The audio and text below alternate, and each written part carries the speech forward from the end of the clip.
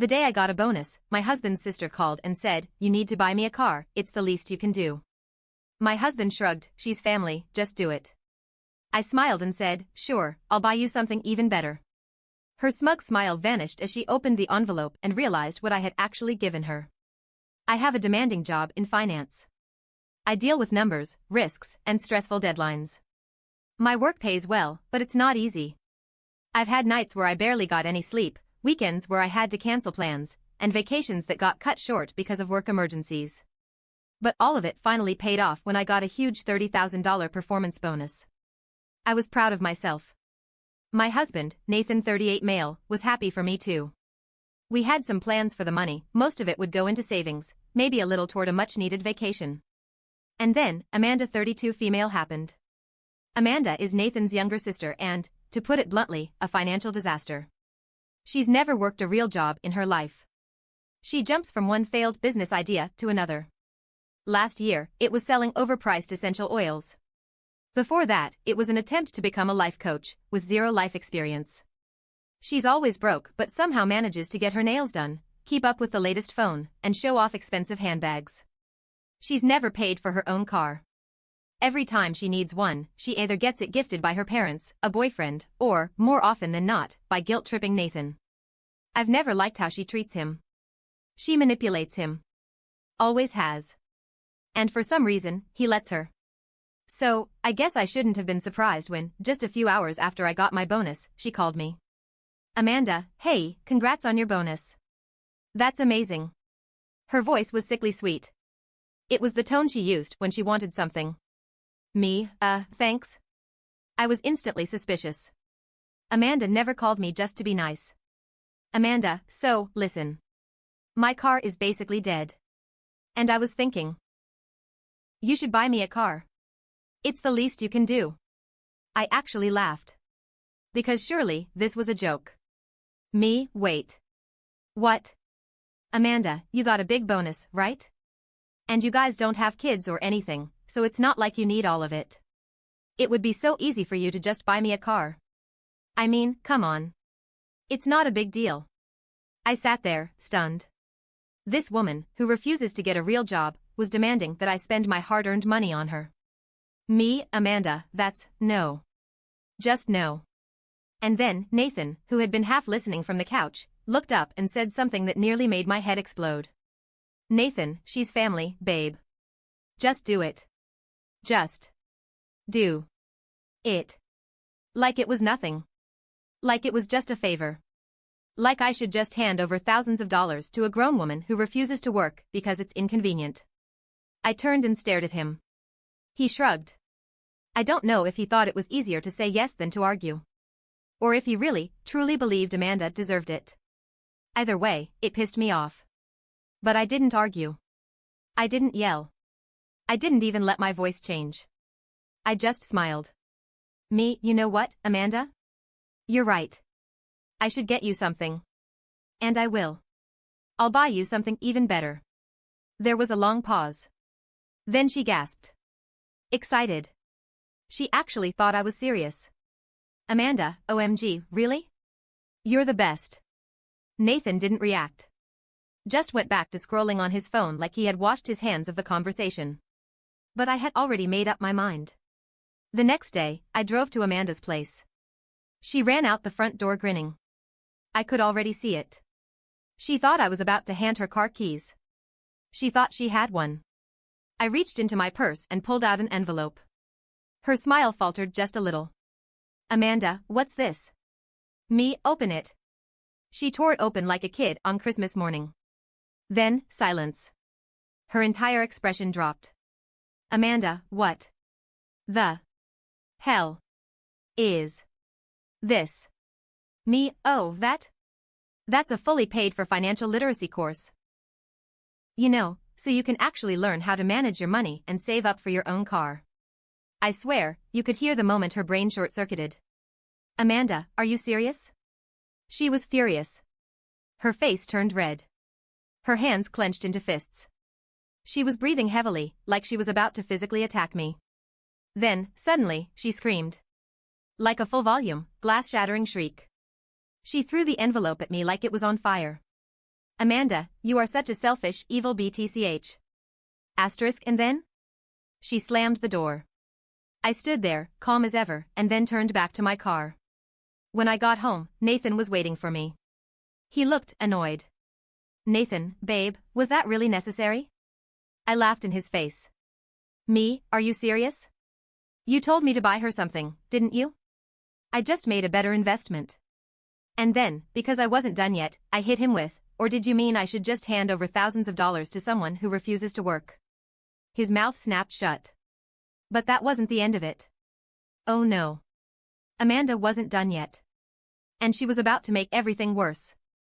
I thought that was the end of it. I thought Amanda would just scream into the void and move on. I was so wrong. Because Amanda? She doesn't take no well. The next morning, I woke up to 20 missed calls. From Amanda. From Nathan. From my mother-in-law. From a number I didn't even recognize. And my text notifications? A war zone. I scrolled through them, still half asleep. Amanda, you humiliated me. Amanda, do you think you're better than me? Amanda, I told Mom what you did. She's furious. Nathan, call me. We need to talk. Unknown number, you're disgusting. I hope you lose everything. That last one? Yeah. Turns out Amanda posted on Facebook. She twisted the entire story to make herself the victim. So, I just learned that money makes people heartless. My own sister-in-law, who just got a huge bonus, refused to help me when I needed her the most. My car is dying, and I asked for help. Not for luxury. Not for anything fancy. Just for transportation so I could work and be independent. But instead of helping, she gave me a king class. A class. Like I'm some idiot who doesn't know how to handle money. I have never felt so belittled in my life. I hope karma gets her. Asterisk the comments? A dumpster fire. OMG, what a selfish witch. Money changes people. You deserve better, girl. Some women don't want their husband's family around. Classic manipulation. She's trying to make you feel small. Don't let her. I wanted to throw my phone. I shouldn't have been surprised, but the level of entitlement was breathtaking. I turned to Nathan, who was still in bed, scrolling his own phone. Me, did you see what your sister posted? He sighed. A deep, tired sigh. Nathan, yeah. She's being dramatic. I'll talk to her. That should have made me feel better. But I knew how these talks went. Nathan never really confronted her. He would try to calm her down. Maybe he'd ask her to take the post down. But he wouldn't actually tell her she was wrong. And guess what? Amanda doubled down. Around noon, my phone rang again. It was my mother-in-law, Deborah. Now, Deborah is not as bad as Amanda, but she's spent years enabling her daughter's behavior. So I answered. Because I already knew what this was about. Deborah, sweetheart, we need to talk about what happened. Sweetheart. That fake, syrupy tone she used when she was about to guilt-trip me. Me, go ahead. Deborah, I just think, maybe you should apologize. You know how sensitive Amanda is. She felt humiliated. She felt humiliated? She was the one demanding money from me like I was a damn ATM. Me, she should feel humiliated. She asked for thousands of dollars, and I gave her a way to make her own. I don't regret it. Silence. Then, the real reason for this call came out. Deborah, listen, if you really don't want to buy her a car, fine. But maybe just loan her some money? She'll pay you back. I laughed. Not a polite laugh. A full body, are you kidding me laugh. Me, Deborah. Has Amanda ever paid anyone back? Silence. Then, Deborah, well, no, but you mean no. The answer is no. More silence. Deborah, I just don't want this to cause tension in the family. Oh. There it was. This wasn't about Amanda. This was about keeping the peace. Which, in our family, meant giving Amanda whatever she wanted so she wouldn't throw a tantrum. I took a deep breath. Me, Deborah, I love you. But I'm not giving her money. And I'm definitely not apologizing for refusing to be used. Deborah sighed. Deborah, I just wish you'd reconsider. Me, not happening. And I hung up. By that evening, Amanda had gone nuclear. She showed up at my office. I was mid-meeting when my assistant buzzed in. Your sister-in-law is here. She says it's an emergency. I stepped outside, and there she was. Red-faced. Shaking. Holding up her phone like it was evidence. Amanda, what the hell is this? I blinked. Me, what? She shoved her phone in my face. It was my own Facebook post. I had written something earlier in the day, after seeing her post. My post, it's funny how some people think family means you owe me money. I worked my ass off for my success. I don't owe anyone a damn thing. If that makes me selfish, so be it. The comments were full of people agreeing with me. And Amanda? She was seething. Amanda, how dare you make me look bad online? I laughed. Me, oh, I'm sorry. You mean like how you lied about me on Facebook first? She opened her mouth, then closed it. Because she knew I was right. But Amanda doesn't admit when she's wrong.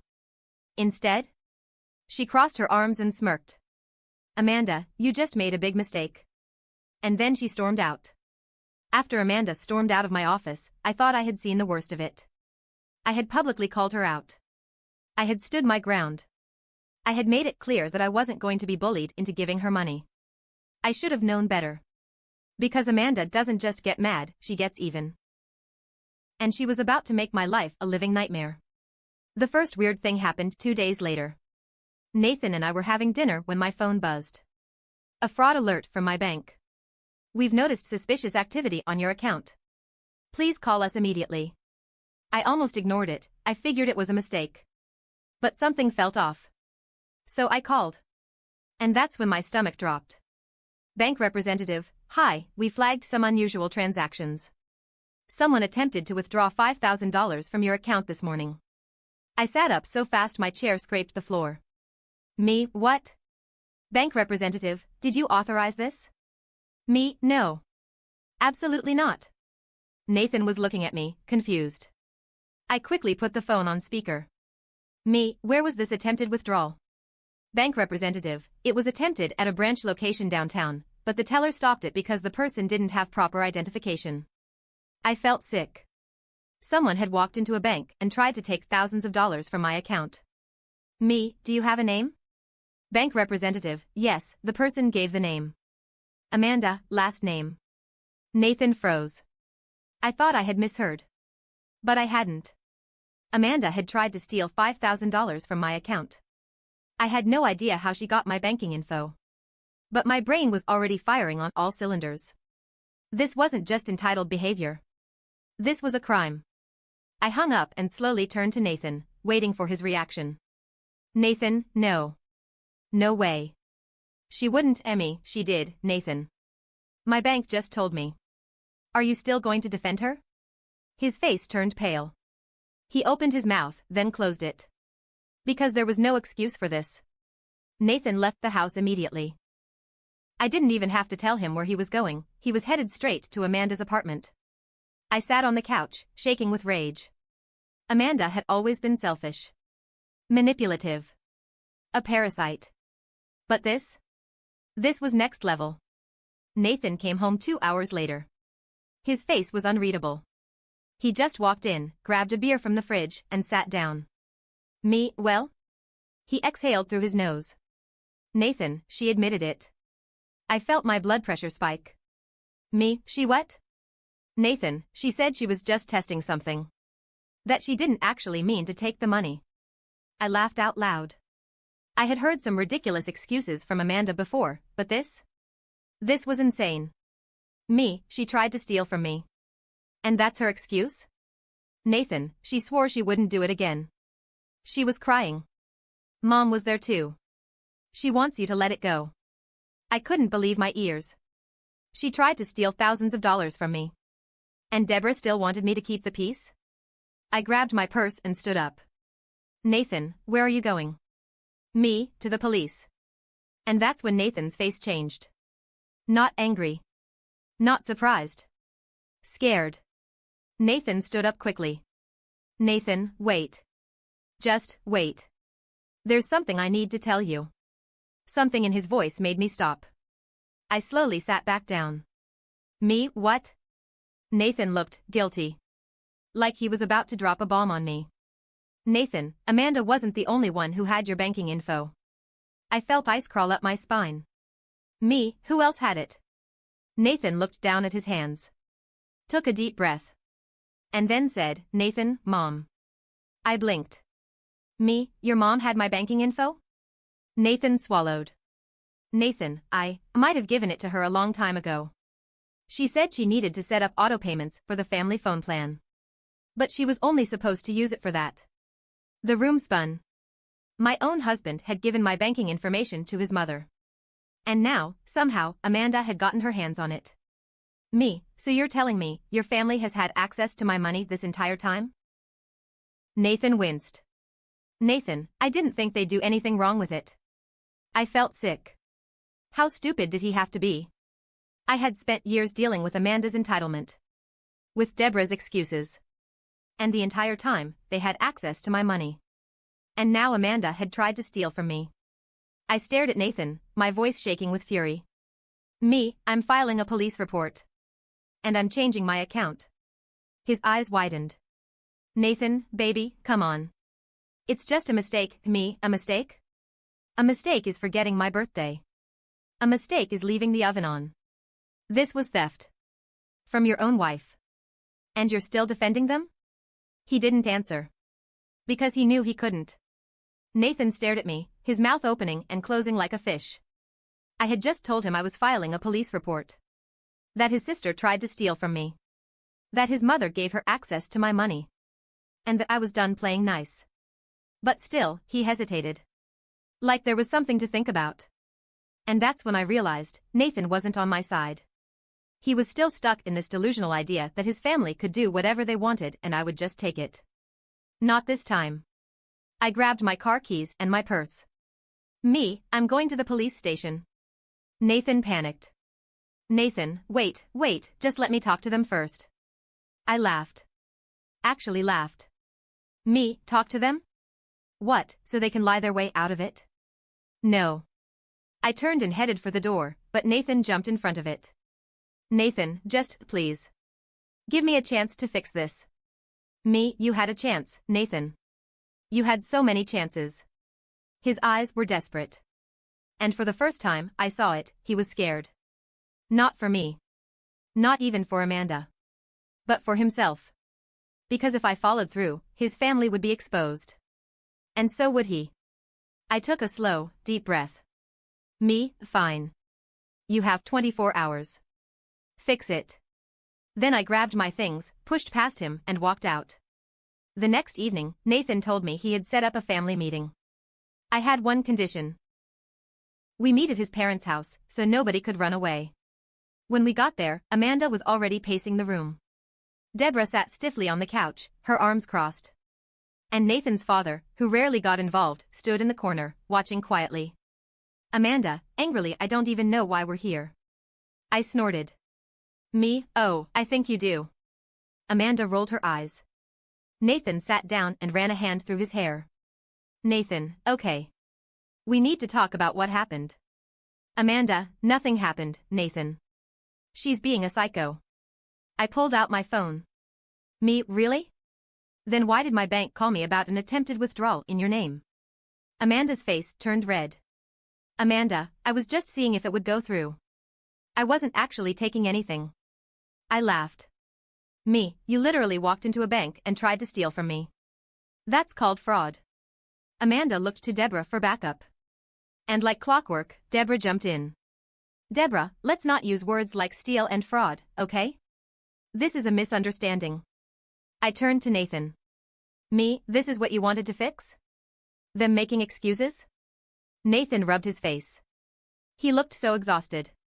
Like he didn't want to be here at all. Then his father spoke. For the first time. Nathan's dad, did you do it, Amanda? His voice was low. Serious. Amanda froze. And that's when I knew she was scared of him.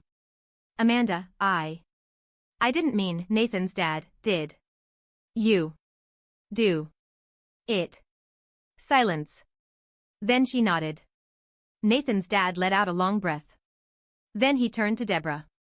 Nathan's dad, you let this happen. Deborah's eyes widened. Deborah, don't you dare blame me for this. Nathan's dad, you gave her access to their bank info. And you let this girl go around thinking she was entitled to their money. And now, she's trying to commit fraud. This is your fault. Deborah looked stunned. She had never been called out before. She turned to Nathan, desperate. Deborah, tell him. Tell him we were just trying to help Amanda. Nathan was stone-faced. Nathan, Mom. I can't defend this. Amanda shrieked. Amanda, are you kidding me? She turned to me, furious. Amanda, this is your fault. You made this a big deal. You turned Nathan against me. You ruined everything. And then? She lunged at me. I barely had time to react before Nathan's dad grabbed her. Nathan's dad, enough. Amanda screamed like a child being scolded. And that's when I saw it. She wasn't sorry. She was just angry she got caught. I pressed charges. Nathan didn't stop me. Amanda got a slap on the wrist, community service, a fine, and mandatory financial counseling. But the real punishment? Deborah cut her off. Nathan's dad was done. He told Deborah, either you stop enabling Amanda, or I leave. And suddenly, Deborah wasn't so supportive anymore. Amanda moved out. She had to get a job for the first time in her life. She hated me for it. But I was free. He tried. For weeks, he tried to fix things. But the truth is, I couldn't forgive him. He had betrayed my trust. Not just by giving my banking info to his mom, but by taking their side over and over again. One night, after another pointless fight, I finally said it. Me, Nathan. I don't love you anymore. He looked devastated. But he knew. I had spent too many years fighting for a place in his life. And I was done fighting. I moved out a month later. We didn't get a messy divorce. There was no screaming, no lawyers fighting. Just quiet paperwork. Nathan texted me one last time after the divorce was finalized. I'm sorry. For everything. I stared at the screen. Then I put my phone down. And never answered. Some people think family means obligation. That you should put up with anything just because you share DNA. But I learned something important. Family doesn't mean forever. Respect does. And if someone doesn't respect you, you don't owe them anything. Not your time. Not your money. Not even your forgiveness. And walking away was the best thing I ever did.